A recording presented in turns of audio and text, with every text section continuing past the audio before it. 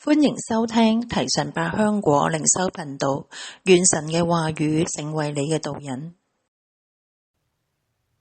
詩篇38篇21至22節。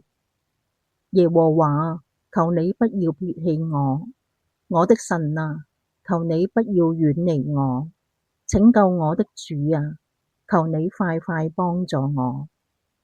耶和華，求你不要撇棄我的神啊，求你不要遠離我，拯救我的主啊，求你快快幫助我。守約施慈愛嘅神，幫助我哋喺聖靈嘅光照下，反思自己嘅言行有否得罪你，以謙卑嘅心向你認罪，求你赦免、饒恕，又求你親自醫治我哋身心靈嘅傷口，垂聽所有嘅痛苦、嘆息、無助。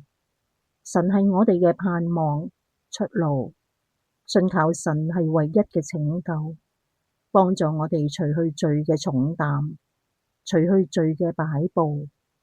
唯有謙卑回轉歸向你，我哋先至可以喺苦難中得到真正嘅釋放同埋醫治。感謝神嘅救贖、憐憫，奉耶穌基督得勝名字禱告，阿門。